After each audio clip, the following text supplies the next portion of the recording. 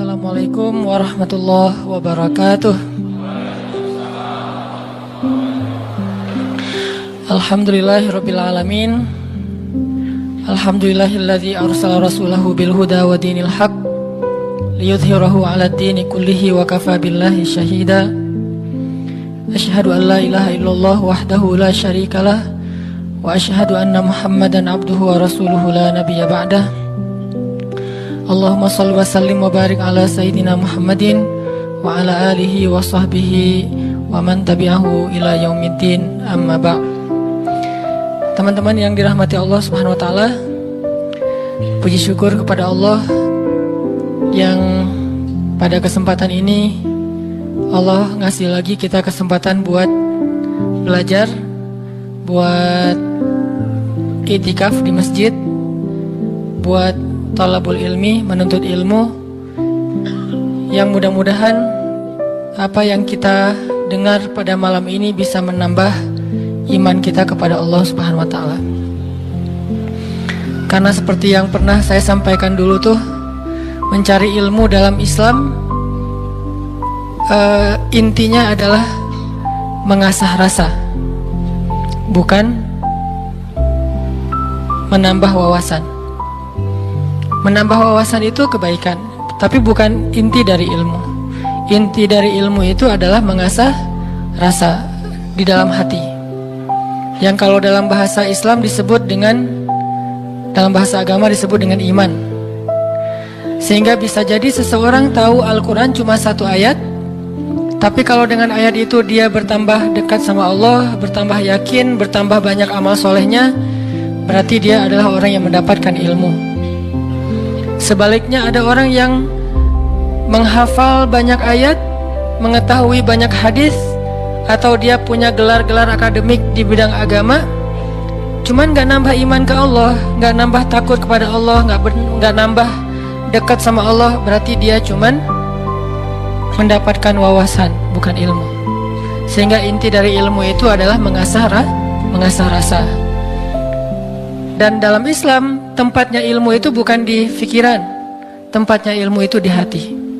Sehingga yang disebut dengan fikih atau faqih, orang yang mengerti, kata ulama, al-fiqhu fiqhul qulub. Mengerti itu tempatnya di dalam hati. Apakah kamu sudah mengerti? Kalau kita katakan sudah, itu artinya kita udah ngerasain di hati. Bukan sudah mengerti dalam arti kita udah hafal, udah paham, udah ingat, udah tahu. Bukan itu yang dimaksud dengan sudah mengerti dalam kalimat fikih. Tetapi yang dimaksud dengan kalimat mengerti, sudah bertambah yakin di dalam hati. Sehingga kalau misalnya kita dengar satu nasihat, satu ilmu, satu tausiah, gak nambah yakin dalam hati, berarti kita baru dapat wawasan. Makanya mudah-mudahan majelis-majelis kayak gini nih bisa benar-benar mencas iman kita. Yazid, bisa nambah keyakinan kita kepada Allah SWT. Walaupun teorinya mungkin gak terlalu rumit. Ada mungkin pembahasan tentang akidah mengenal Allah dengan teori yang rumit, dibagi-bagi. Misalnya akidah itu terbagi kepada 4 bagian. Ada istilah rububiyah, ada istilah uluhiyah, ada istilah asma, ada istilah sifat. Ini teori akidah. Tapi setelah membahas semua teori akidah ini, terus dia nggak makin yakin sama Allah, kalau ada masalah diserahin sama Allah, berarti dia baru dapat wawasan, belum dapat ilmu. Ada orang yang nggak ngerti istilah rububiyah, nggak ngerti istilah uluhiyah, asma, sifat, dan seterusnya. Tapi kalau lagi ada masalah dia bilang, tenang aja, ada Allah, dia dapat ilmu. Jadi kita jangan terlalu rumit dengan istilah, tapi berusaha untuk merasakan semua kebaikan-kebaikan dalam ilmu itu di dalam hati kita. Lagian kan kita nggak pengen belajar untuk dapat gelar akademis sebagai seorang LC, MA, doktor ya. Kan kita belajar pengen memperbaiki diri, sederhana. Dan kita juga tidak belajar agama untuk menjudge orang lain, untuk menghakimi orang lain, untuk jadi bahan debat di sosial media. Kita belajar murni untuk memperbaiki diri karena kita sadar bahwa diri kita belum sempurna. Mudah-mudahan malam ini kita dapat apa yang kita cari. Terus makasih untuk kesekian kalinya buat teman-teman yang selalu hadir, yang istiqomah, yang bahkan diam-diam banyak yang datang dari tempat-tempat yang jauh, yang diam-diam banyak yang sudah berkorban untuk bisa hadir dalam majelis ilmu ini, yang mungkin udah berusaha semaksimal mungkin untuk hadir lebih awal, tapi ternyata qadarullah tetap nggak dapat tempat di dalam, harus tetap di luar. Maka mudah-mudahan Allah Maha tahu apa yang sudah teman-teman perjuangkan. Dan saya selalu nge-mention tentang anak muda Bandung kemanapun saya pergi, bahwa memang syiar teman-teman di Bandung ini udah tersebar di seluruh Indonesia. Bahkan mudah-mudahan udah tersebar di luar Indonesia, bahwa semangat hijrah anak-anak muda Bandung ditiru oleh anak-anak muda di tempat-tempat yang lain, insya Allah. Sehingga kita dapat pahala dari kebaikan yang ditiru itu. Waja'alna lil muttaqina imama, jadikanlah kami imam, teladan dalam ketakwaan. Jadi imam di sini bukan suami. Kalau itu masih lama kali ya. Imam di sini adalah teladan.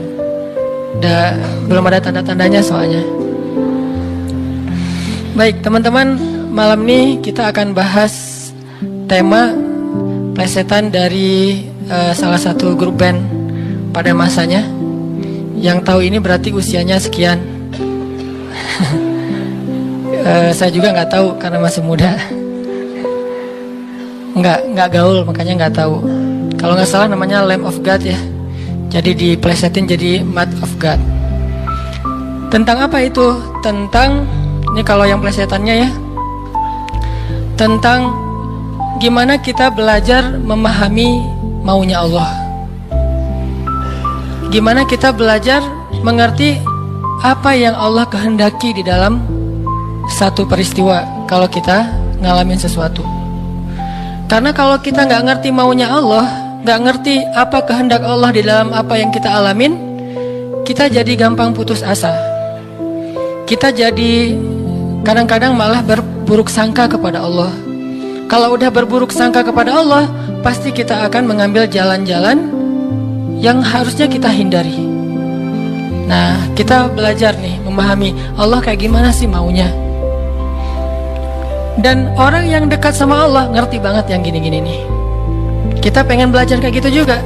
Kan ada orang, sebutlah kita ya sama temen, kita tuh udah dekat sama dia dari SD, kita udah barengan. Sama-sama SD tapi beda SD-nya. Gak lucu ya. Gak ketawa gitu. Dari SD udah barengan, SMP barengan, SMA barengan, kuliah barengan, nikah sendiri-sendiri. Nah, udah dari dulu tuh kita udah kenal banget sama dia.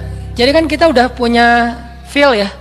Udah ngerti banget lah, udah peka banget dia kayak gini, dia kayak gitu, dia lagi sedih, dia lagi marah, dia tersinggung. Kita udah ngerti banget nih. Begitu dia ngomong satu kata, kita langsung ngerti. Misalnya dia ngomong apa gitu, oh berarti dia lagi gak enak hati nih. Dia WA aja nih. Di WA kalau dia bilang aku, berarti lagi santai. Kalau dia bilang saya, berarti dia lagi kayak ada masalah nih sama kita. Ya udah, nanti saya tunggu di mana gitu. Oh, kayaknya ada salah nih. Jadi kita peka karena kita ngerti dia. Terus ada apa yang kita lakuin tuh kita ngelakukan sesuai dengan, karena kita empati ya. Kita ngelakuinnya sesuai dengan apa yang nyaman buat dia. Terus kalau dia misalnya ngelakuin sesuatu, kita ngerti kenapa dia melakukan itu. Nggak sampai seseorang suuzon.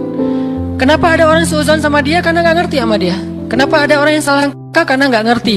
Gitu juga kita ke Allah. Sahabat Nabi itu sangat mengerti Allah kayak gimana, Rasul kayak gimana, sehingga ketika turun ayat Al-Quran, mereka bukan cuma ngerti teks atau makna dari ayat secara tekstual, tapi mereka juga ngerti pesan di balik ayat itu. Ini berarti kita udah berusaha untuk berpikir dengan apa maunya Allah. Kalau bahasa agama dengan logika Rabbaniyah, bukan dengan logika ilmiah, tapi Rabbaniyah, berpikir dengan logika Allah, bukan dengan logika kita doang.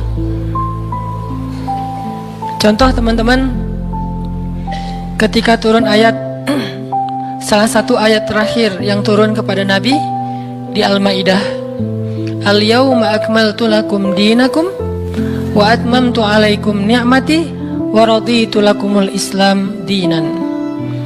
Hari ini telah aku sempurnakan untuk kalian nikmatku, singkatnya, dan aku ridhoi Islam sebagai agama bagi kalian.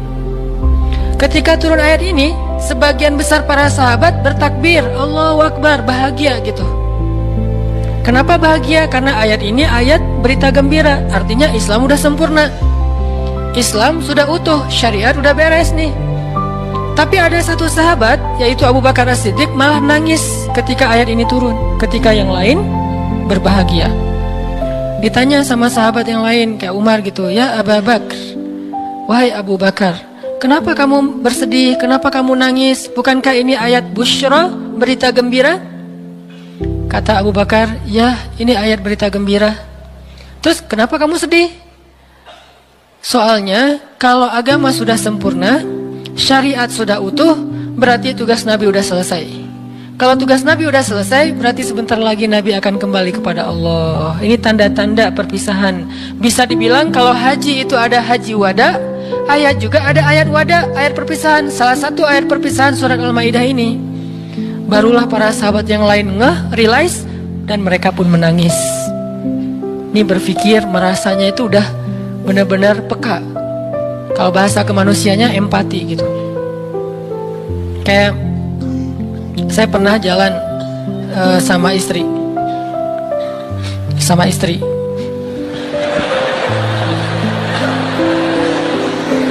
Soalnya nggak mau saya jalan sendiri, pasti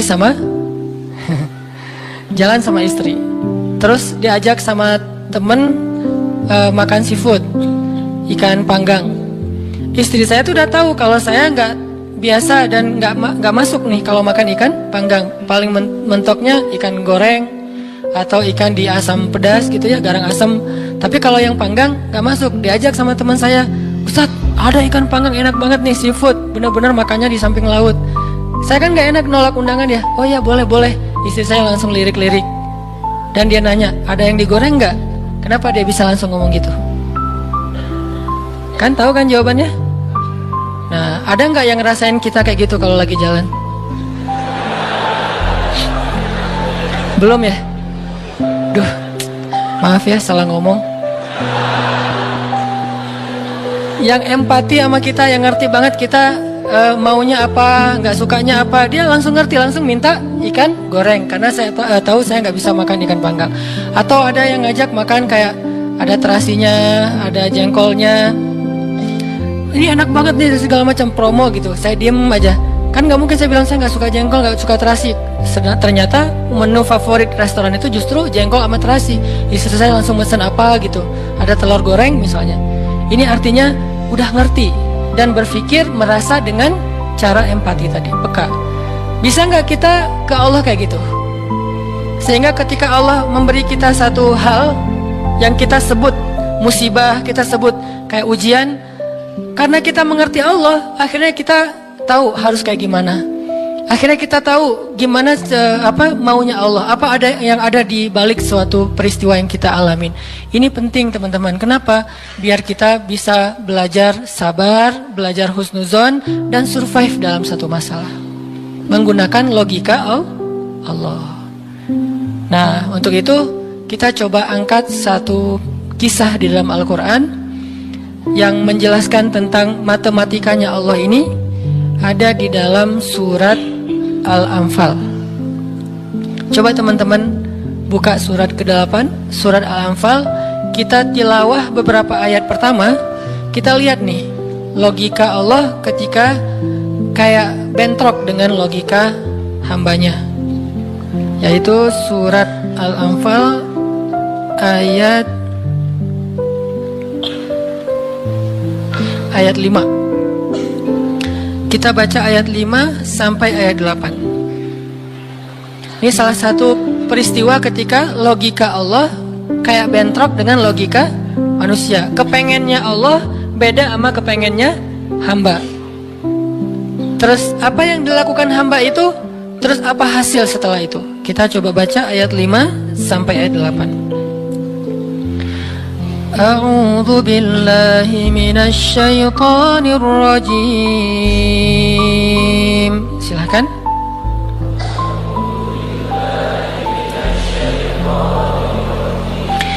Bismillahirrahmanirrahim.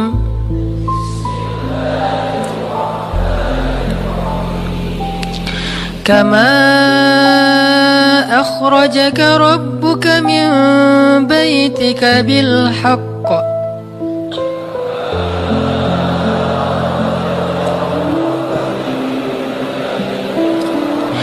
wa inna fariqam minal mu'minina lakarihun.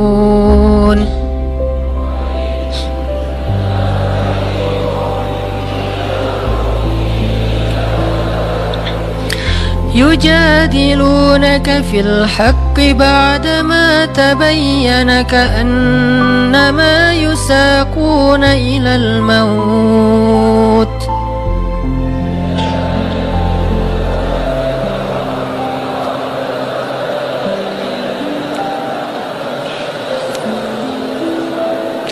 كأنما يساقون إلى الموت وهم ينظرون.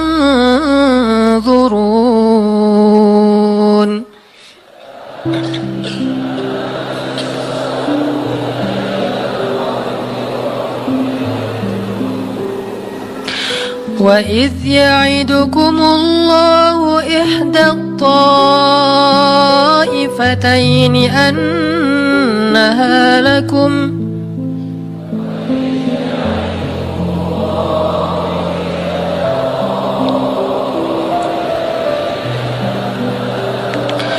وتودون أن غير ذات الشوكة تكون لكم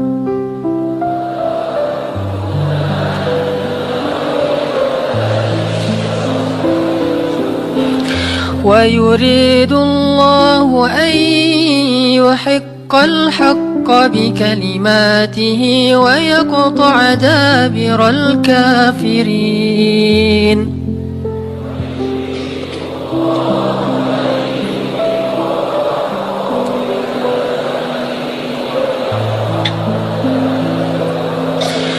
ليحق الحق ويبطل الباطل ولو كره المجرمون.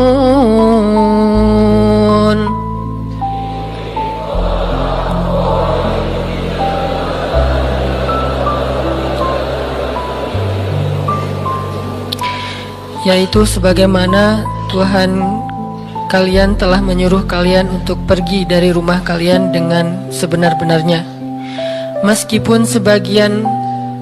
Meskipun sesungguhnya sebagian dari orang-orang yang beriman itu tidak menyukainya.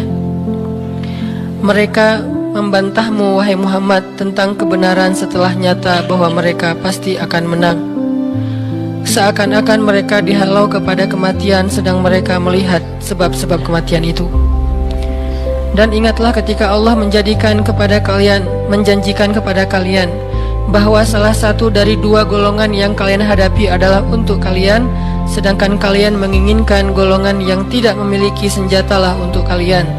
Tetapi Allah hendak membenarkan yang benar dengan ayat-ayatnya dan memusnahkan orang-orang yang menentang sampai ke akar-akarnya, agar Allah memperkuat yang hak itu Islam dan menghilangkan yang batil atau kemusyrikan, walaupun orang-orang yang berdosa itu tidak menyukainya. Shadaqallahul azim. Ngerti teman-teman? Agak kurang jelas ya. Kenapa kurang jelas? Karena kita mungkin sebagian belum membaca kisah yang ada di dalam ayat ini. Salah satu tips paling gampang kalau kita pengen ngerti ayat Al-Quran, baca dulu sejarah yang berkaitan dengan ayat itu. Kalau dalam ilmu tafsir itu disebut dengan asbabun nuzul, peristiwa-peristiwa yang menyebabkan turunnya ayat tersebut. Contohnya surat Al-Anfal. Kalau teman-teman pengen ngerti surat Al-Anfal, coba sebelum baca surat Al-Anfal, baca dulu peristiwa Perang Badar secara lengkap. Nanti di buku sejarah tuh ada Perang Badar, cari yang paling tebal, biar nanti pas kita baca detail, banyak hal-hal kecil yang kita jadi ketahuan. Baca peristiwa Perang Badar, setelah berkali-kali baca udah ngerti banget, kayak nonton film berkali-kali sampai hafal. Setelah itu coba baca surat Al-Anfal, pasti beda. Seolah-olah kita ngalamin ketika ayat itu turun. Itulah bedanya sahabat sama kita. Mereka lebih mengerti Al-Quran karena mereka ngalamin. Nah kita kan cuma membaca teks sejarah, tidak mengalami. Tapi kalau kita baca sejarah berkali-kali lalu baca Al-Anfal, itu akan lebih berasa. Itu yang saya alami. Nah termasuk ayat yang tadi kita baca. Apa sih yang terjadi sampai turun ayat kayak gini? Yang terjadi dulu di tahun kedua setelah Nabi hijrah ke Madinah, orang-orang Mekah yang dipimpin oleh Abu Sufyan mau berdagang ke Syam. Apa yang mereka bawa dalam karavan dagang? Harta-harta orang Islam yang dirampas ketika orang Islam hijrah ke Madinah. Jadi kayak misalnya Abu Bakar hijrah ke Madinah, harta Abu Bakar yang ditinggalin di Mekah itu dirampas sama Abu Sufyan. Terus ada Suhaib bin Amr Ar-Rumi hijrah ke Madinah. Semua harta yang ditinggalkan di Mekah, pasarnya, ladangnya, ternak-ternaknya diambil oleh Abu Sufyan lalu didagangkan ke Syam. Nah setelah 2 tahun kaum muslimin berada di Madinah, dapat kabar nih kalau Abu Sufyan dan karavan dagangnya baru pulang dari Syam membawa keuntungan hasil dagang harta kaum muslimin yang dirampas di Mekah. Berarti yang dibawa oleh Abu Sufyan harta siapa? Harta kaum muslimin ya, harta sahabat. Sehingga Nabi mengatakan, mari kita cegat Abu Sufyan yang ngelewatin jalur dekat kota Madinah, karena memang itu jalur lintas antar negara. Mari kita cegat Abu Sufyan dan kita ambil kembali hak kita. Itu tawaran Nabi kepada orang-orang Muhajirin. Makanya bisa dibilang perang Badar ini perang khusus buat orang Muhajirin. Orang Ansor gak boleh ikut, karena awalnya juga pengen ngambil harta orang Muhajirin. Itu skenario awal, mencegat karavan dagang untuk mengambil kembali hak mereka. Yang namanya karavan dagang kan gak banyak pengawal, beda dengan pasukan perang. Paling-paling pengawalnya 10-20, dibandingkan sahabat yang 300 orang, ini kecil. Sedangkan keuntungannya kalau berhasil mencegat besar. Jadi tantangannya, resikonya kecil, keuntungannya besar. Ini skenario awal. Sehingga para sahabat semangat. Udah 2 tahun kita kelaparan, udah 2 tahun kita gak punya apa-apa, bergantung kepada orang Ansor, gak enak sama orang Ansor. Masa makan terus di rumah orang? Nah sekarang kebetulan harta kita lewat nih, ya udah kita rampas lagi. Itu skenario awal. Udah siap-siap nih, udah siap-siap mau berangkat jalan. Tengah jalan Abu Sufyan dapat berita, kan pakai mata-mata gitu, dapat berita bahwa kaum muslimin mau mencegat. Akhirnya Abu Sufyan langsung nelpon Abu Jahal. Jahal gitu. Nelpon Abu Jahal, dan sinyalnya bagus lagi waktu itu, langsung telepon, nggak putus-putus. Kita mau dicegat nih, coba kamu kirim pasukan untuk melindungi karavan dagang. Soalnya harta yang kami bawa juga ada hak kamu di situ. Jadi diiming-imingi. Abu Jahal pun kemudian mengumpulkan orang-orang Mekah sebanyak kurang lebih 1000 orang untuk mengawal karavan dagangnya Abu Sufyan. Langsung melesat, satu pasukan bergerak cepat, sehingga sekarang ada 2 target. Satu karavan dagang, satu lagi pasukan militer yang jumlahnya 1000 orang. 3 kali lipat lebih banyak dari kaum muslimin. Tiba-tiba turun ayat kepada Nabi. Terus Nabi mengatakan kepada para sahabat, wahai para sahabat, sekarang kita punya 2 pilihan. Mau tetap mencegat Abu Sufyan, atau kita sekarang malah beralih ke Abu Jahal dengan pasukannya. Sok pilih yang mana kalian. Kaum muslimin sebagian besar memilih tetap seperti rencana awal, mencegat karavan dagang. Jangan mencegat pasukan. Ngapain kita capek-capek perang sama Abu Jahal, untungnya nggak ada. Terus pasukannya lebih banyak, resikonya lebih besar, dan mereka terlatih. Kita sipil yang dipersenjatai seadanya. Mending kita tetap kepada Abu Sufyan, untungnya besar, resikonya kecil, dan sama-sama sipil. Tapi ternyata ketika disuruh pilih kayak gitu, kaum muslimin udah memilih pilihan mereka, Allah memilih pilihan Allah. Kata Allah, enggak, aku memilih kalian menghadapi Abu Jahal. Berat gak sih kayak gitu? Ini matematika Allah, hitung-hitungannya Allah nih, logika Allah. Kadang hidup kita kayak gitu banget teman-teman. Kita pengen kuliahnya ini, ternyata yang lulusnya bagian ini. Saya dulu pengen kedokteran, tapi lulusnya malah ke Mesir. Ya alhamdulillah, karena nilai eksaknya jelek. Ya udahlah ke Mesir aja. Dan ke Mesir juga dulu niatnya bukan mau kuliah, mau main. Wah bagus juga kan, dulu ada Dunia dan Berita suka perkiraan cuaca gitu kan, internasional. Kairo hujan gitu. Wah Kairo, pengen kuliah ke luar negeri. Artinya bukan pengennya saya ke Kairo, tapi Allah menghendaki kayak gitu. Bukan pengennya saya menikah, Allah yang menginginkan. Saya pengennya dari dulu, bukan waktu itu. Jadi bukan pengennya saya menunda pernikahan ya. Pengennya mah 17 tahun nikah wilah. Lulus SMA atau belum lulus mah nikah. Tapi pengennya Allah usia 22 tahun. Ada yang 32 tahun, ada yang 42 tahun, ada yang masih betah sendiri. Nah pengennya kita mah udah mau nikah nih sekarang nih. Tapi pengennya Allah, jangan, kamu jaga ibu dulu. Pengennya kita kerjanya kayak gini nih, usaha, tapi takdirnya Allah jadi misalnya masuk ke pegawai negeri, atau sebaliknya pengennya pegawai negeri malah jadi pengusaha, dan seterusnya. Ada lulusan sains tapi usahanya di wisata kuliner, di usaha kuliner. Ada yang kayak gitu. Ada teman saya lulus ITB planologi, tata kota, tapi usaha kuliner, tapi alhamdulillah dan sukses. Jadi kadang-kadang kepengennya kita sama Allah itu suka bentrok. Dalam kondisi kayak gitu apa yang harus kita lakukan? Termasuk kepengennya kita nggak punya anak dulu, tapi nggak tahu gimana caranya tiba-tiba punya anak misalnya. Masih nggak tahu lagi gimana caranya ya. Kan ada tuh udah nikah, kita jangan punya anak dulu ya, karir dulu ya aja, tapi ternyata nggak ada ikhtiar, pasrah gitu ya, akhirnya punya anak misalnya. Kan bukan kepengennya kita. Atau pengen punya anak tapi belum punya aja, udah 15 tahun menikah belum punya anak. Kayak Nabi Zakaria, gimana nih ketika apa yang kita inginkan dengan apa yang Allah inginkan kesannya bentrok. Itulah yang terjadi kepada kaum muslimin dalam perang Badar. Mereka pengen Abu Sufyan, Allah pengen Abu Jahal. Sehingga Allah katakan di ayat 5-nya, wa inna fariqam minal mu'minin lakarihun. Walaupun sebagian orang-orang yang beriman itu karihun, gak suka. Sehingga pada diam-diam mereka sebetulnya ngeluh gitu. Kenapa ya jadi berubah gini? Tahu gini dari awal gitu kan ya. Mulai desas-desus di antara kaum muslimin. Karihun, tidak suka dengan pilihan ini, gak suka dengan tawaran ini. Inilah yang terjadi. Dan kita kadang-kadang juga karihun dengan kehendak Allah.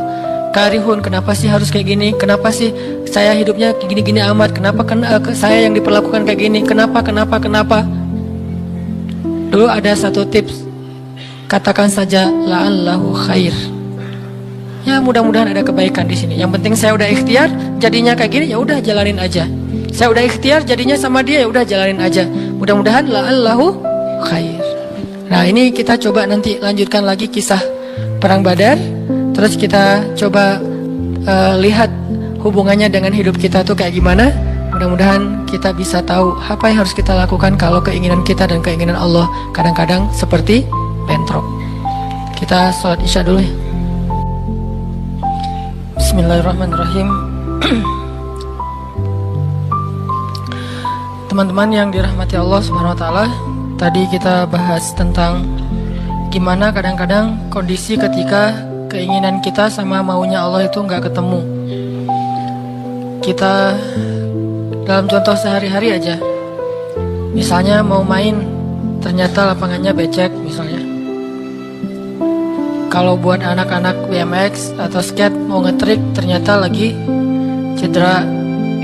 Atau mau jalan sama seseorang, hujan misalnya.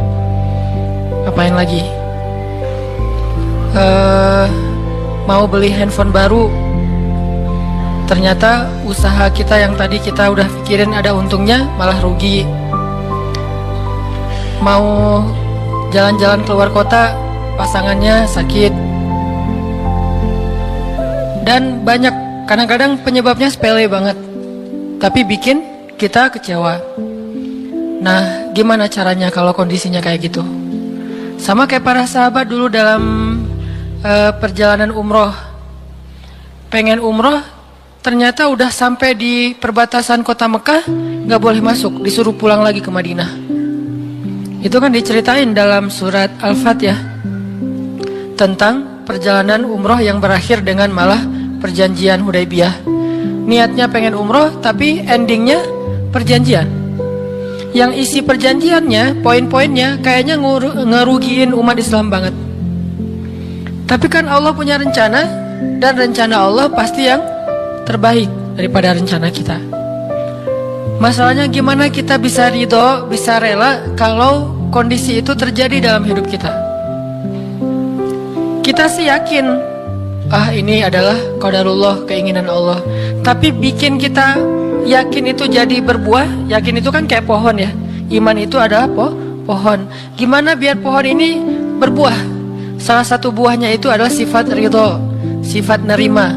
Sehingga dengan sifat ridho itu akhirnya kita punya kebaikan. Kebaikannya jadi bisa survive, tenang hadapi masalah, sabar dan seterusnya. Nah, gimana caranya? Setelah kita dapat sesuatu, kita yakin kepada Allah, terus jadi ridho. Nah, ini belajar matematikanya Allah Subhanahu wa Ta'ala. Dan itulah yang terjadi dalam perjanjian Hudaybiyah. Terjadi kepada Siti Maryam yang tadi dibacain suratnya. Maryam gak pengen punya anak tanpa suami. Kalaupun harus punya anak, nikah dulu. Tapi Allah punya rencana lain. Rencana manusia punya anak setelah nikah. Lagian Maryam lagi belum siap menikah nih. Belum ada cowok yang pantas buat Maryam. Justru karena itulah Allah beri dia anak tanpa laki-laki, tanpa suami. Kenapa? Gak ada suami yang pantas buat Maryam. Mungkin satu-satunya lelaki yang pantas buat Maryam cuma Nabi Muhammad. Tapi kan beda zaman. Masa Maryam harus nunggu Nabi Muhammad 300 tahun lagi kan ya? Nah, ternyata karena gak ada yang pantas buat dia, akhirnya dia punya anak tanpa harus melalui seorang suami. Mungkin kita terlalu soleh sehingga gak ada yang pantas buat kita. Pantasnya cuma bidadari, ya udah di akhirat nikahnya. Husnuzonnya mah ya. Mungkin di atas nih gak ada yang pantas jadi imamnya, soalnya terlalu solehah. Jadi imam juga kayak ragu gitu. Aduh, ngimamin dia, hafalannya udah luar biasa, bacaannya lebih bagus, guru tahsin lah gitu. Saya baru belajar pratahsin, masa mau jadi imam seorang cewek yang guru tahsin? Karena dia terlalu keren, akhirnya gak ada yang pantas buat dia nih. Maryam kayak gitu banget. Karena terlalu keren, terlalu soleh, sampai ulama aja ragu Maryam ini nabi atau bukan gitu. Sehingga ada dua pendapat ulama. Sebagian bilang Maryam bukan nabi, orang soleh. Tapi ada ulama yang bilang Maryam itu emang nabi, satu-satunya nabi dari cewek, satu dari 4 perempuan yang sempurna. Dan di antara 4 itu kayaknya menurut sebagian ulama Maryam nomor 1 tuh. Walaupun secara usia Asia, Maryam, Khadijah, Fatimah, tapi Maryam itu paling keren lah. Tiba-tiba hamil, datang cowok keren, baju putih, jubah putih, auranya tuh luar biasa. Pokoknya cowok paling keren aja. Sampai Maryam kaget dan berta'awuz, Inni a'udzu birrahmani minka in kunta taqiyya. Aku berlindung kepada Allah dari kamu. Ketemu cowok keren malah berlindung, bukan bersyukur. Coba. Duh, keren banget ya. Astagfirullah, auzubillah gitu kan ya. Nih Maryam nih. Duh, ceweknya keren banget. Udah lama ngelihat baru auzubillah. Enggak, dari awal auzubillah. Kenapa? Ada pasangan di sebelah gitu. Ada istrinya. Nah, Maryam langsung ta'awuz, Inni a'udzu birrahman minka in kunta taqiyya. Kata Jibril, cowok keren itu ternyata namanya Gabriel. Kata Gabriel, Innama ana rasulu rabbik liahaba laki ghulaman zakiyya. Jangan takut Maryam, aku itu utusan Tuhanmu. Artinya malaikat yang pengen ngasih kamu anak yang sangat suci. Kata Maryam, Anna yakunu li ghulam, gimana saya akan punya anak? Walam yamsasni basyarun, gak ada seorang laki-laki pun yang pernah nyentuh saya. Nyentuh aja gak pernah. Walam aku baghiyya, dan saya juga tidak pernah merendahkan diri depan laki-laki, artinya berbuat dosa. Anna yakunu li ghulam, gimana caranya saya punya anak? Kata Jibril, Kadzaliki qala rabbuki huwa alayya hayyin. Itu udah kehendak Allah. Dan itu hayyin, mudah banget buat Allah SWT, sepele banget lah buat Allah. Fahamalat, tiba-tiba Maryam hamil.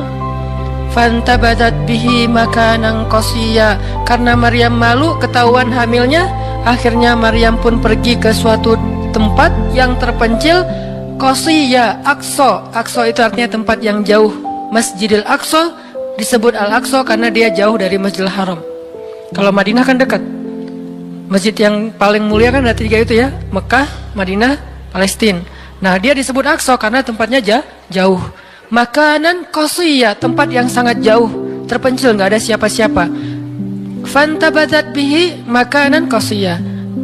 Fa'aja ahal makhadu. Tiba-tiba dia udah harus ngelahirin setelah sekian bulan, mungkin 9 bulan.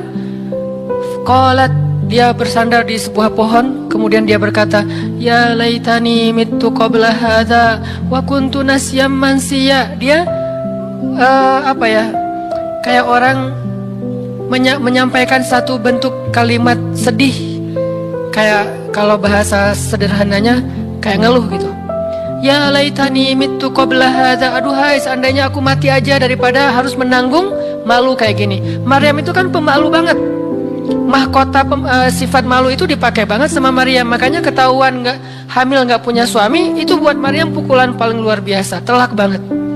Walaupun dia nggak berbuat dosa, tapi tetap aja orang kan ngata-ngatain dia. Ditambah lagi Bani Israel, tahu sendiri kan, Bani Israel suka banget viralin fitnah.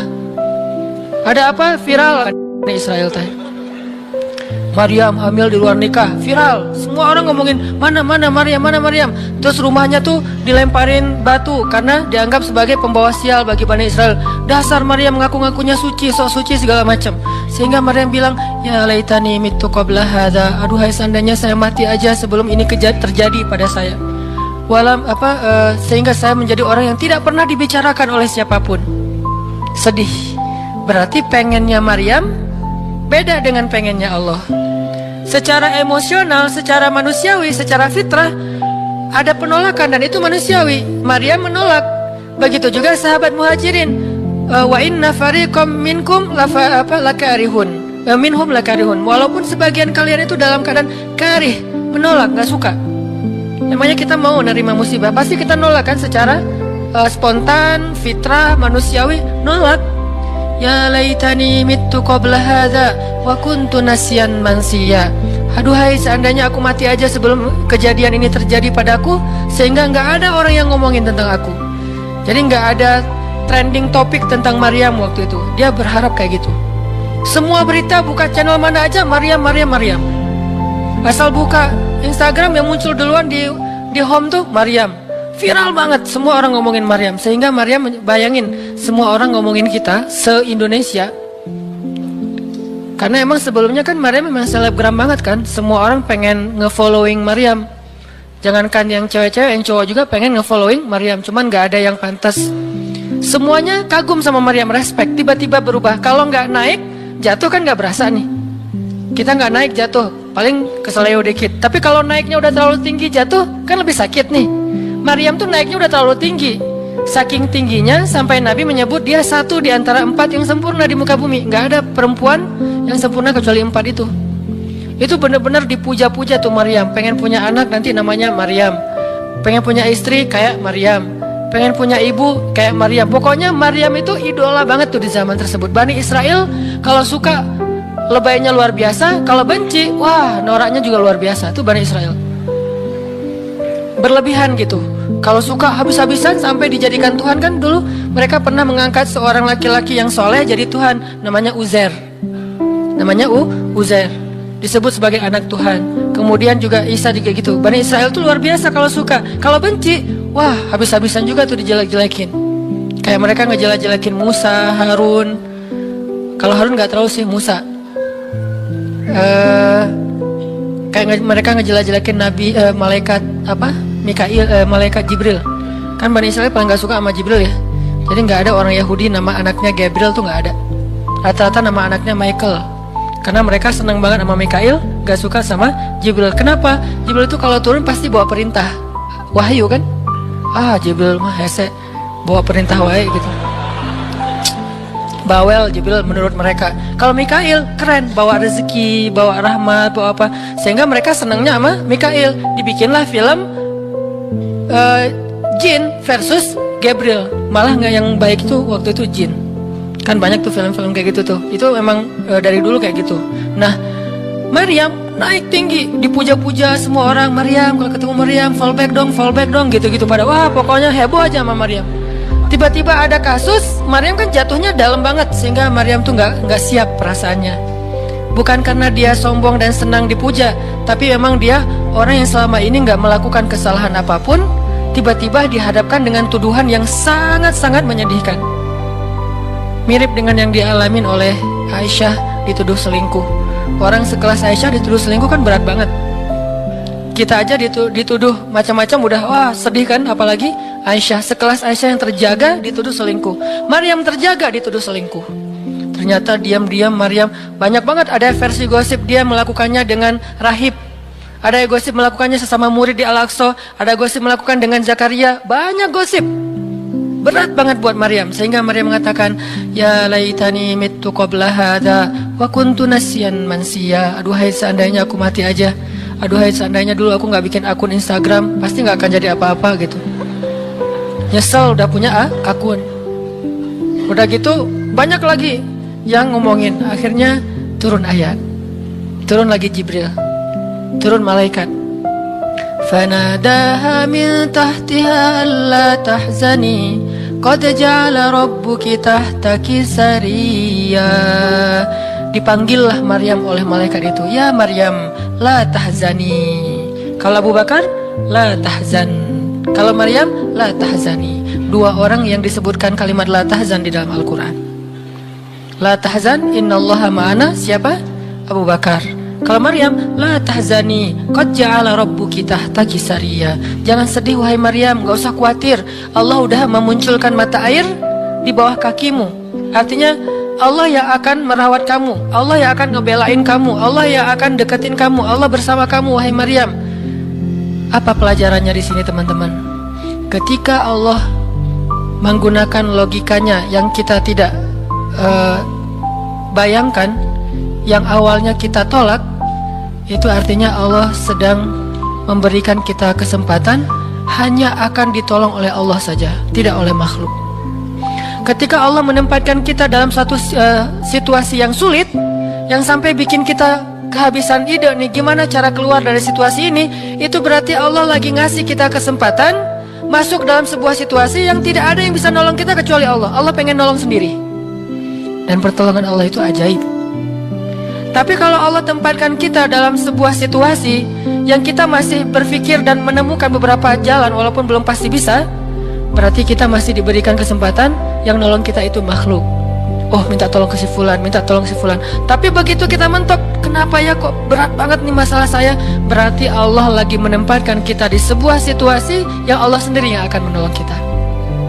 Itulah perang Badar, itulah perang Ahzab, itulah Hudaybiyah, itulah Maryam, itulah banyak kisah kayak gitu. Situasi yang kayak udah mentok banget, yang nggak pernah kita bayangkan, yang kita awalnya pasti nolak secara spontan, berarti Allah lagi nempatin kita di sebuah situasi yang Allah pengen men-treat kita langsung sendiri, nggak mau pakai yang lain. Qad ja'ala rabbuki tahtaki sariya. Allah sendiri yang akan memunculkan mata air di bawah kakimu wahai Maryam. Ayub juga kayak gitu. Semua dokter datang, habis uang Ayub untuk biaya dokter tapi nggak sembuh. Kenapa? Allah nggak pengen kesembuhannya dengan cara-cara yang kebayang oleh Ayub. Allah nggak pengen kita dapat jodoh dengan cara yang kebayang oleh kita. Reunian, stalking Instagram, salah ngambil kebab. Pokoknya yang kebayang sama kita itu nggak akan. Kenapa? Allah pengen ngasih kita cara yang cuman Allah sendiri yang tahu, dan itu surprise, dan itu istimewa banget. Apa itu? Kalau saya tahu berarti bukan surprise kan? Tunggu aja, masing-masing punya rahasia sendiri-sendiri. Dan ini yang bikin kita terus berharap. Sehingga Maryam tiba-tiba ngelihat di bawah kakinya sama Isa udah ada mata air. Minumlah dari mata air itu. Terus kata Allah, wa huzzi ilaiki bijid'in nakhlah tusaqit alaiki rutban janiyya. Ya Maryam, goyangkan pohon kurma yang ada di sebelahmu. Kan dia tadi bersandar di pohon kurma pas ngelahirin. Terus disuruh goyangin tuh pohon kurma. Saya pernah bilang, bayangin gimana seorang perempuan yang baru ngelahirin, yang lagi lemah disuruh goyangin pohon korma. Pohon korma itu ukuran diameternya sebesar meja ini nih, lebih besar daripada diameter pohon kelapa. Bayangin, ngegoyang pohon korma sebesar ini, seorang perempuan, goyang gak tuh pohon? Gak bakal. Laki-laki aja gak goyang, apalagi sendiri. 10 orang laki-laki aja ngegoyang pohon korma segede ini, belum tentu goyang. Goyang aja enggak, apalagi sampai ngejatuhin buah korma. Kalau buah korma yang udah tua jatuh masih mending, nih yang muda jatuhnya tuh, berarti kan goyangnya lumayan tuh. Berapa skala Richter ya? Yang muda jatuhnya rutoban janiyah, bukan korma yang tamar, yang udah tua, yang udah emang dihembus juga pakai angin jatuh, enggak. Wahuzzi, goyangkan pohon kurma itu ya Maryam. Apakah Maryam berpikir Allah kalau ngasih perintah yang logis deh? Enggak kan? Kan Allah tahu ini pohon kurma dan saya baru ngelahirin, masa disuruh goyang? Enggak. Logika kayak gini, pertanyaan kayak gini enggak muncul dari orang yang udah pasrah banget sama Allah, yakin kalau Allah yang perintahkan, lakukan aja deh. Gak usah tanya gimana nanti hasilnya, itu bagian Allah, bagian kita ngelakuin apa yang Allah perintahin, disebut dengan ikhtiar. Kadang-kadang ikhtiarnya nggak nyambung dengan hasil, tapi Allah suruh, ya udah lakuin aja. Maryam pegang tuh pohon, baru digoyang dikit udah langsung berguncang. Tusakit alaiki, jatuhlah, bukan jatuh, berjatuhanlah, berarti banyak nih.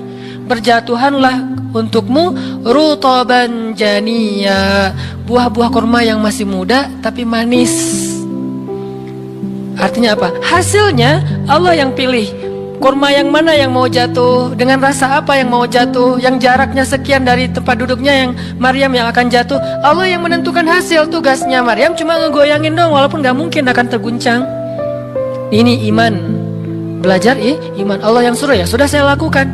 Allah suruh ikhtiar, ya saya ikhtiar. Allah suruh berobat, ya saya berobat. Tapi hasilnya Allah yang nentuin kayak gimana caranya.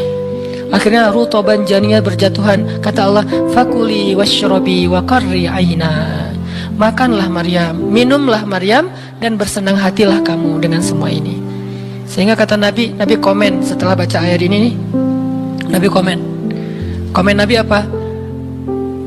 Korma dan manusia itu ada hubungan sejarah, diciptakan dari jenis tanah yang sama. Jadi pohon-pohon lain itu jenis tanahnya beda, cuman satu yang mirip dengan manusia, jenis tanahnya korma. Sehingga salah satu yang cepat merecovery seorang perempuan yang baru ngelahirin adalah makan rutoban janiyah, korma yang yang muda tapi manis. Jangan dikasih ke bayinya ya, keselak, bahaya. Kasih ke ibunya. Kalau ke bayinya tamar, korma yang udah tua, terus dikunyah sama bapaknya dengan syarat bapaknya udah gosok gigi. Jangan habis makan bala-bala, cengek, makan kurma kasih ke bayi. Kasih ke bayi yang tua, kasih ke ibunya yang muda, dan itu cepat merecovery seorang perempuan. Kata Nabi di situ ada obat dari penyakit. Intinya teman-teman, kayak gitu ternyata cara Allah. Ini logika Allah nih. Sehingga ketika kaum muslimin, balik lagi ke surat Al-Anfal, dihadapkan dengan satu pilihan yang mereka nggak pernah ngebayangin, dan secara spontan karihun, menolak, maka Allah Subhanahu wa taala menyampaikan kenapa Allah memilih itu. Karena kata Allah, tujuan dalam pencegatan ini bukanlah mengambil harta, tetapi untuk menunjukkan mana yang benar, mana yang batil. Ya sudahlah, daripada menentang Allah, sami'na wa ta'na, ikut. Walaupun sebetulnya hatinya masih karihun, gak rela gitu. Ikutlah pilihan Allah dan Rasul. Mereka pun ganti rute, dari yang tadi rute mau mencegat Abu Sufyan, sekarang rute kepada Abu Jahal. Mulai ngutus mata-mata Abu Jahal, berapa pasukannya segala macam, bermalam di sebuah tempat di daerah situ. Malamnya Nabi itu nggak bisa tidur. Nabi sepanjang malam beristighosah. Jadi istighosah itu teman-teman salah satu di antara sunnah-sunnah Nabi SAW. Apa istighosah artinya? Doa yang sangat lama. Nabi malam itu sama Abu Bakar berdua nggak tidur, yang lain pada tidur kan, besok mau perang nih. Malam ini mereka tidur, besok mau tanding aja disuruh tidur kan ya. Apalagi besok mau perang, tidur, wajib tidur. Yang belum tidur pokoknya pura-pura tidur aja. Kayak kita besok mau akad kan harus tidur ya, walaupun susah tidurnya.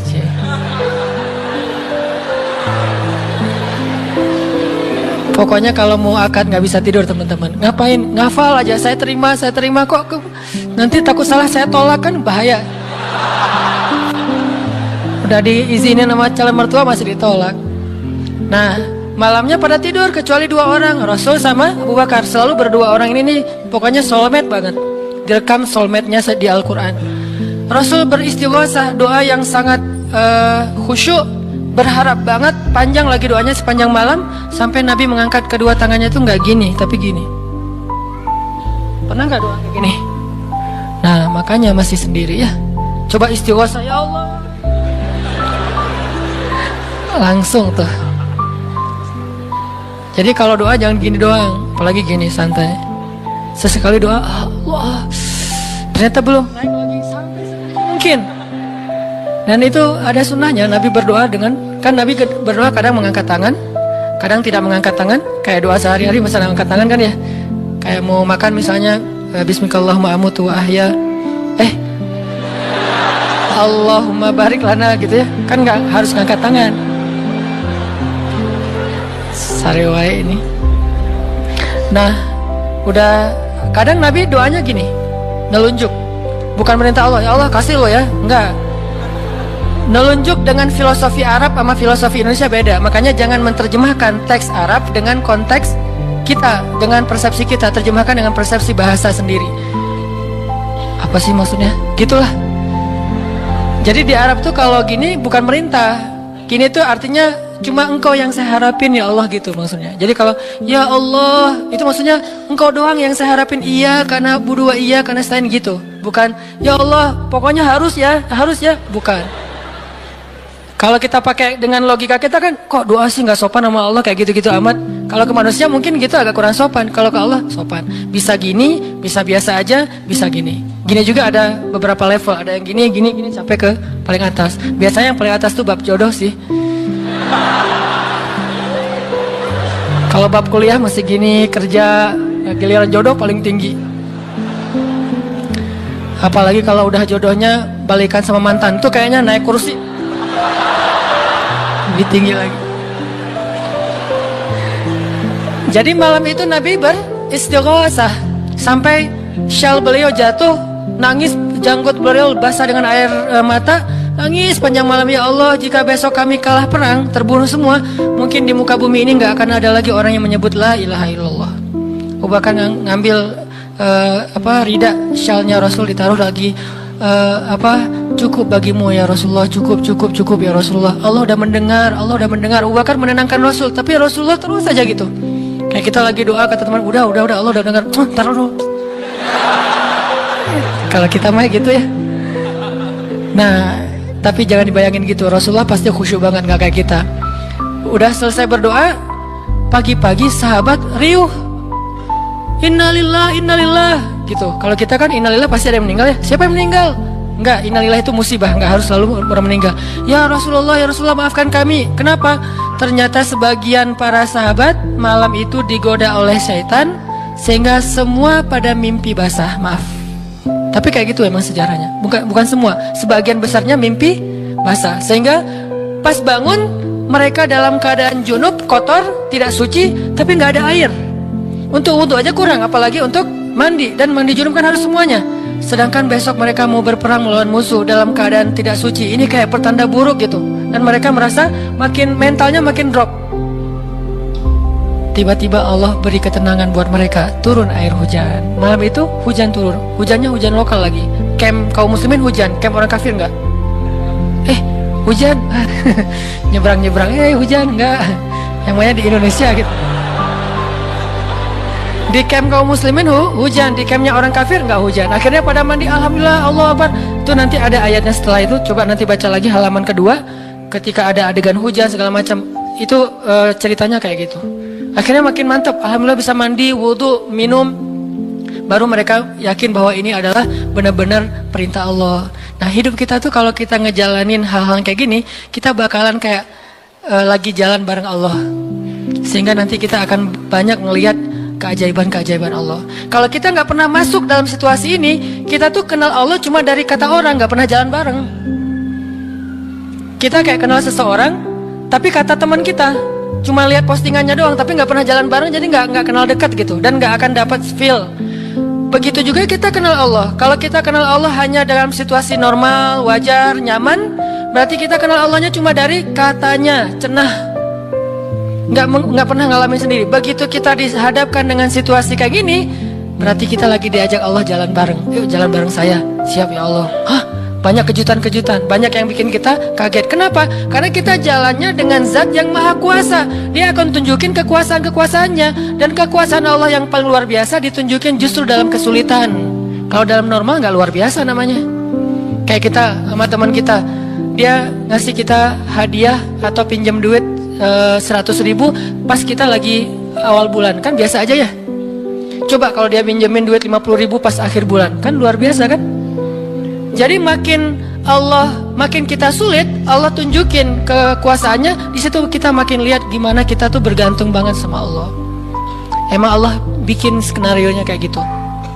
Sehingga kalau kita teman-teman dihadapkan atau dikondisikan sama Allah dalam suatu keadaan yang kita nggak siap, yang kita nolak, yang kita berontak, tapi di sisi yang lain kita yakin ini ketentuan Allah, belajar meyakini, oh Allah lagi ngajak saya jalan nih.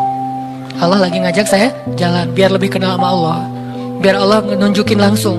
Satu, kedua, niatin juga, oh Allah pengen memperlakukan saya khusus, nggak mau pakai yang lain, berdua aja biar Allah yang menolong saya, karena udah nggak bisa ngarep siapa-siapa. Akhirnya kaum muslimin pun melakukan peperangan Badar, duel dulu nih. Jadi ada kayak tarung dulu, 3 orang dari kaum muslimin, 3 orang dari orang kafir. Tarung, salah satunya jagoannya Nabi, kesayangan dan kebanggaan Nabi banget, anak muda yang bernama Ali bin Abi Thalib. Ali maju kalah musuh, terkapar, 3-tiganya mati. Kaum muslimin bertakbir, ahadun ahad, yel-yel yang dipakai oleh Bilal dulu di Mekah, dipakai oleh kaum muslimin. Menanglah perang Badar. Dan dalam peperangan itu Allah tunjukkan yang luar biasa, kaum muslimin ditolong oleh makhluk yang turun dari langit berbondong-bondong, terbang, menyambar dengan pakai ikat kepala berwarna hijau. Malaikat. Jadi ada khusus malaikat yang tugasnya sebagai malaikat militer. Ini malaikat angkatan udara nih. Malaikat militer. Kalau yang tadi kan di Maryam angkatan darat. Jadi ngasih korma segala macam. Ini angkatan udara. Nyambar dari atas, bayangin. Kaum muslimin lagi perang, tiba-tiba serangan udara, kan luar biasa tuh. Dan ini pertolongannya munculnya kenapa? Karena kaum muslimin memilih pilihan Allah, menggunakan logika Allah. Di logika itu, di jalan itu, di kondisi itu, Allah bakalan nunjukin banyak keajaiban. Kalau kita pengen lihat keajaiban, belajarlah untuk bersabar kalau kita tiba-tiba berada dalam kondisi kayak gitu. Kalau enggak, kita enggak akan pernah ngelihat keajaiban dan kebesaran Allah. Tiba-tiba datang malaikat nyamber, terus pergi lagi, nyamber lagi. Itu berbondong-bondong tuh, ribuan malaikat. Ngapain sih kok banyak banget ribuan malaikat? Sebetulnya satu malaikat juga ngehembus kan habis tuh orang kafir ya. Ya apaan sih orang-orang, habis kan ya? Gampang kan buat malaikat, kenapa sampai ribuan? Kata Allah alasannya bukan untuk ngancurin orang kafir, alasannya untuk meneguhkan orang beriman. Jadi Allah kirim banyak tujuannya untuk meneguhkan orang beriman, sehingga bertambahlah keyakinan mereka kepada Allah Subhanahu wa taala. Kita aja yang memang tidak diberikan kesempatan bisa ngelihat malaikat, tapi malaikat tuh nolongin kita. Terutama nolongin teman-teman yang masih fisabilillah. Itu Allah, malaikat dekat banget sama mereka. Saya udah gak tega nyebutnya. Udah lama kan saya gak menggunakan kata itu ya. Gak tega juga lama-lama. Teman-teman yang masih sendiri, yang masih dalam penantian, malaikat itu kalian gak sendiri. Ada malaikat di sebelah. Malaikat juga kasihan sama kita. Kita aja yang nggak ngelihat. Ada malaikat. Kenapa di sini? Saya khusus ditugaskan nemenin orang-orang kayak kamu dan teman-teman kamu. Oh ya, malaikat yang khusus nemenin yang berstatus J tadi. Ada hadisnya Ustadz? Nggak ada sih. Tapi yakinlah bahwa malaikat itu diutus untuk menolong orang-orang yang sabar. Status sabar kan bisa status masalah tadi, bisa masalah rezeki, bisa masalah sakit. Pokoknya ada malaikat aja yang nolongin mereka, ngedoain mereka, berselawat untuk mereka, memberikan naungan rahmat untuk mereka. Pokoknya banyak tuh. Apalagi para sahabat yang tadi mau memilih pilihan Allah walaupun awalnya nolak, karihun. Karena udah milih pilihan Allah, Allah berikan pertolongan yang luar biasa. Mungkin kalau tadi mereka maksain pilihan sendiri, bisa jadi dua-duanya nggak dapat. Abu Jahal nggak dapat, Abu Sufyan nggak dapat apa-apa. Untungnya mereka bersabar memilih pilihan Allah. Itulah hidup. Makanya teman-teman, kalau pas kita dapat satu musibah atau satu masalah, satu ujian, kehilangan sesuatu, itu berarti kita dikasih kesempatan untuk ngedapetin sesuatu yang lebih baik. Gimana caranya? Berhusnuzon kepada Allah. Karena kata Allah, ana inda dhanni abdi bi, aku tergantung prasangka hambaku kepadaku. Berarti kalau kita misalnya lagi dapat masalah, terus kita berhusnuzon, oh Allah pengen ngasih yang lebih baik, itu Allah berarti kayak gitu. Kan kesempatan kan? Kenapa kita malah gunain kesempatan itu untuk bersuuzon? Kenalah kita dengan apa yang kita persangkakan. Aku tergantung prasangka hambaku kepadaku.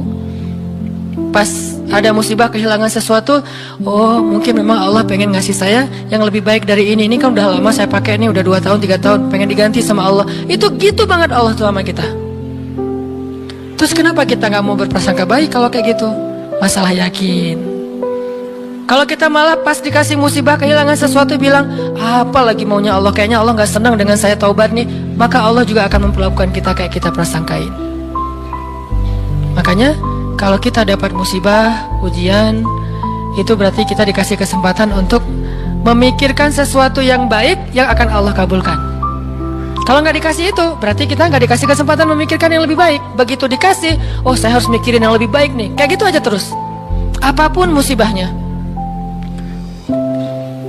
Termasuk yang tadi, gagal dalam hubungan, diputusin atau ditolak, kita mikirin, oh berarti Allah mau ngasih yang lebih baik dari dia. Ternyata tetap ujung-ujungnya dia juga. Kok bisa? Oh berarti dia diperbaiki sama Allah, dibuat lebih baik, dibuat lebih soleh, lebih pantas, baru bareng dengan kita. Coba kalau nggak dibuat lebih soleh udah langsung jadian, kan bisa bahaya juga buat kita. Stres juga kan mikirnya ya. Makanya Nabi mengatakan, sebaik-baik perhiasan adalah istri yang soleha. Itu benar-benar menyenangkan hati. Kebahagiaan bagi laki-laki itu adalah memiliki seorang istri yang soleha. Istri yang soleha itu bukan cuman istri yang hafal Qurannya banyak, yang hafal hadisnya, bukan wawasan. Istri yang soleha itu istri yang akhlaknya baik, yang kalau kita ngelihat dia langsung bahagia. Jadi pulang ke rumah itu gak pernah nyetel TV.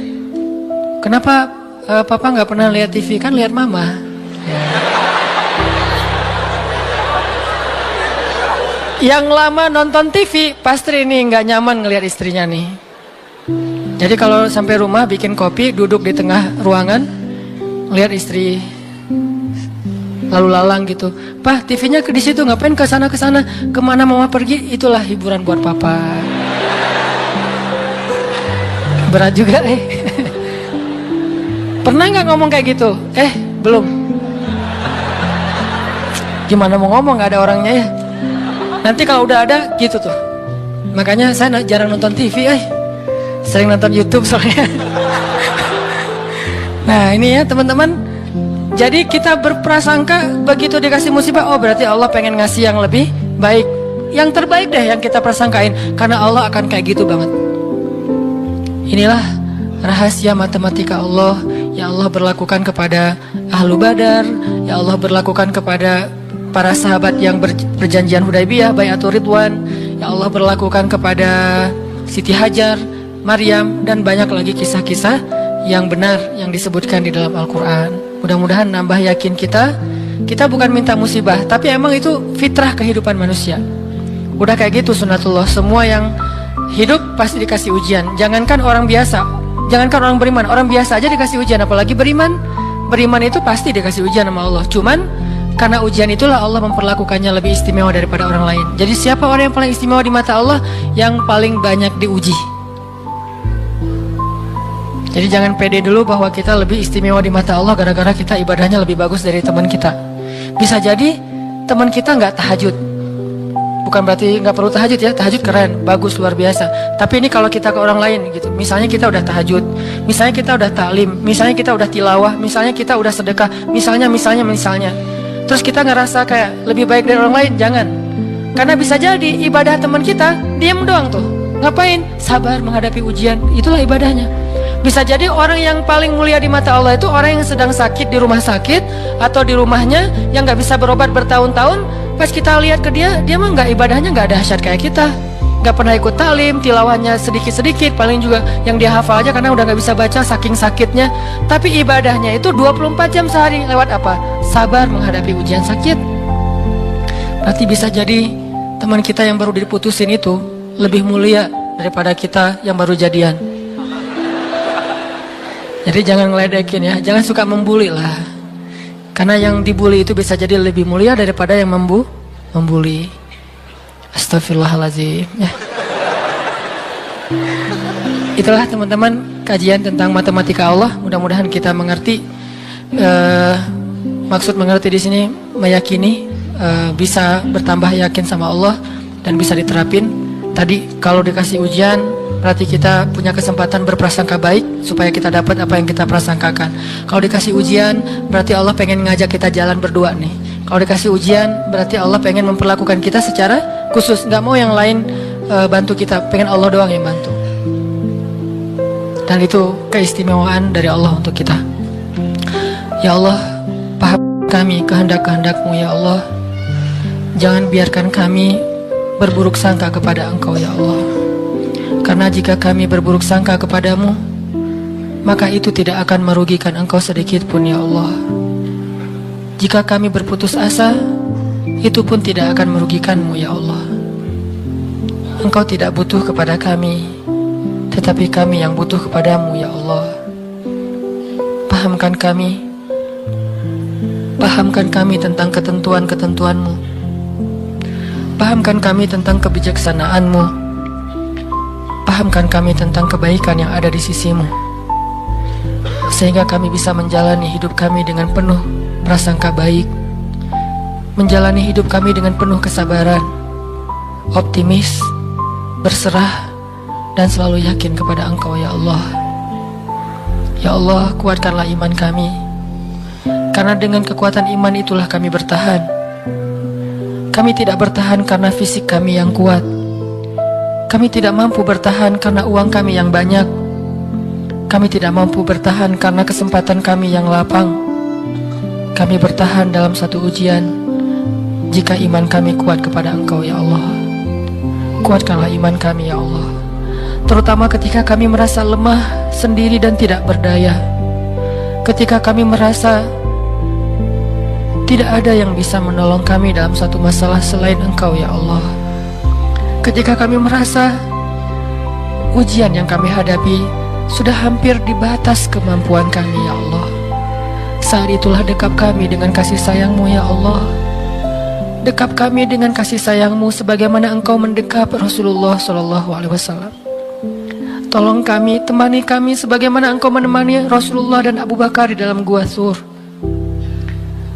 Beri kami jalan keluar sebagaimana Engkau memberikan kebaikan kepada Maryam. Jangan biarkan kami berputus asa dan memilih jalan yang tidak Engkau ridhai ya Allah. Kami takut dan kami berlindung kepadamu dari nafsu diri kami sendiri ya Allah. Kami berlindung kepadamu dari kelemahan diri kami sendiri ya Allah. Kelemahan yang membuat kami tidak lagi berharap kebaikan di sisi-Mu. Kelemahan yang dalam diri kami yang membuat kami tidak mau lagi berikhtiar. Kelemahan dalam diri kami yang membuat kami berputus asa. Kami berlindung kepadamu dari kelemahan itu ya Allah. Fahamkan kami, pegang kami erat ya Allah ketika kami akan terjatuh. Justru kami sangat membutuhkan-Mu saat itu ya Allah. Kami sangat membutuhkan-Mu saat itu ya Allah. Janganlah Engkau tinggalkan kami di saat-saat kami paling lemah. Janganlah Engkau tinggalkan kami di saat kami gamang dan bingung.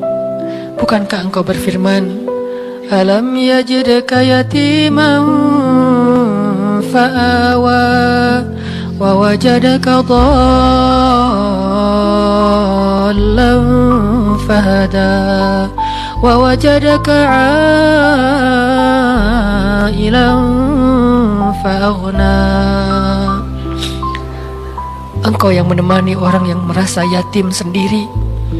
Engkau yang memberi petunjuk kepada orang yang bingung dan tidak tahu arah, dan Engkaulah yang mencukupkan orang-orang yang kekurangan dan kelaparan. Temani kami ya Allah, beri kami petunjuk ya Allah, cukupkanlah kami ya Allah. Kami mohon ya Allah, genggamlah hati kami ketika kami dalam keadaan rapuh, ketika kami dalam keadaan galau, ketika kami dalam keadaan lemah. Ilahana, jangan lepaskanlah ikatanmu kepada kami. Jangan lepaskan pandangan kasih sayangmu atas kami. Jangan lepaskan dekapanmu dari kami ya Allah. Janganlah Engkau turunkan baroahmu kepada kami, sebagaimana Engkau turunkan baroah kepada orang-orang yang Engkau murkai. Jangan Engkau biarkan hidup kami istidraj kepada kehancuran, sebagaimana Engkau pernah mengistidrajkan orang-orang yang Engkau benci. Sayangi kami ya Allah, dekatkan kami kepadamu ya Allah. Itulah yang paling berharga dalam hidup kami ya Allah. Kadang kami bisa menjauh dari seseorang yang kami sayangi. Kadang kami bisa kekurangan dari hal-hal yang kami butuhkan. Kadang kami bisa merasa lemah dan tidak berdaya. Tetapi asalkan Engkau ada di sebelah kami, asalkan Engkau bersama dengan kami, maka semua itu akan bisa kami lalui ya Allah. Jangan tinggalkan kami sedetik pun dalam hidup kami ya Allah. Jangan tinggalkan kami sedetik pun dalam hidup kami ya Allah. Rabbana, dengarkanlah doa-doa kami ya Allah. Perkenankanlah permohonan-permohonan kami ya Allah. Terimalah amal-amal kami walaupun masih sedikit dan banyak keterbatasan. Dan ampunkan dosa-dosa kami ya Allah. Rabbana atina fid dunya hasanah wa fil akhirati hasanah wa qina adzabannar. Subhanakallahumma wa bihamdika asyhadu an la ilaha illa anta astaghfiruka wa atubu ilaik. Assalamualaikum warahmatullahi wabarakatuh.